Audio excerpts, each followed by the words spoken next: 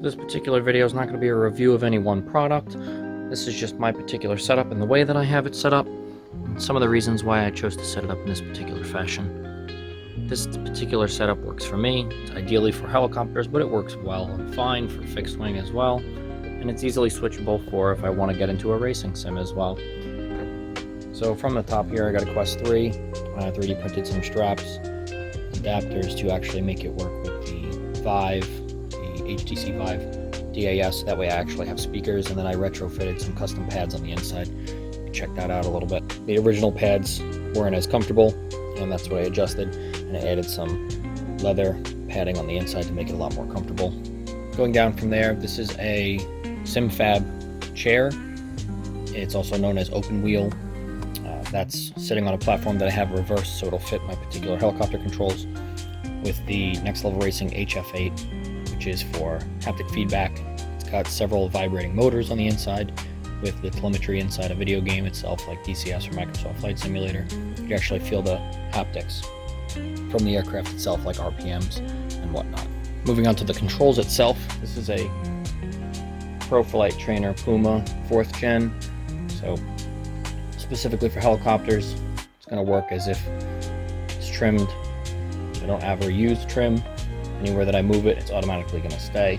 It's not force feedback with motors, but in the sense where there's actually no centering spring on this. Same thing is going to happen with the pedals here.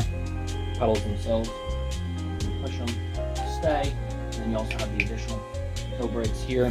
I also use Dayton audio transducers mixed with the NobSound, the actual amp itself, 2-channel. Set it up with 2 transducers on the actual controls themselves. So you have one here and one here. So it vibrates all the controls, including the collective itself. So that way I feel the engine RPMs throughout the entirety of the unit itself, as well as an additional seat pad haptics.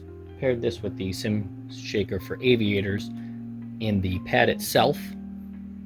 And then on the transducers, I use the RK Apps Sim Haptic. It actually allows different types of haptics so that I feel most of the engine vibrations in the seats itself, and then I'll feel the controls vibrating a little bit differently. I have these transducers affixed via zip ties. There's 4 holes on all corners, so I have it zip tied on rather tight, as well as the same thing over here. You can see some of the zip ties left over.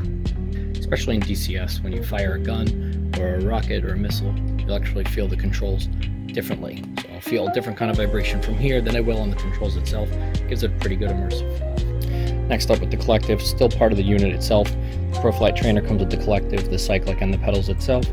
But here you have your throttle, and then I also retrofitted a little bit of a steering dampener for a motorcycle to actually allow it to be a little bit smooth and even adjustments.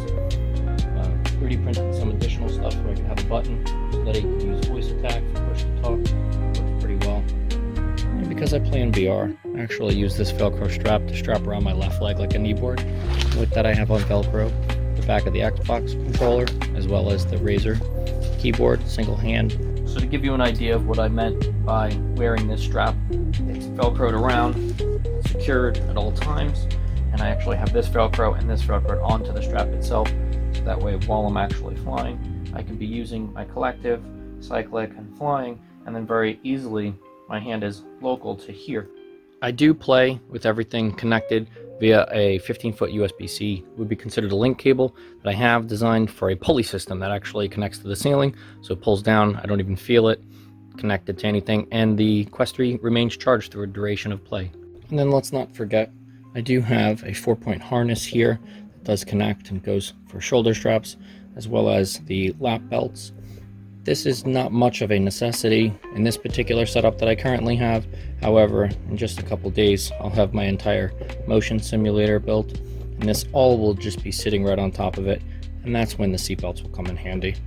I will say that the seatbelts themselves, it may seem a little silly in a fixed position like this outside of motion simulation, because you're never going to fall out of your seat.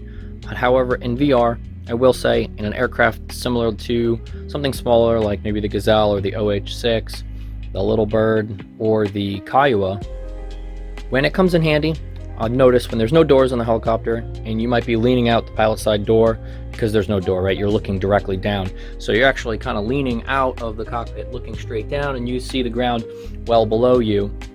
The restraints themselves from the seatbelts really make you feel like you're secured, and can additionally trick your brain while in VR that, hey, I'm secured inside this aircraft, I'm not going to fall out because I can feel myself leaning over a real seat.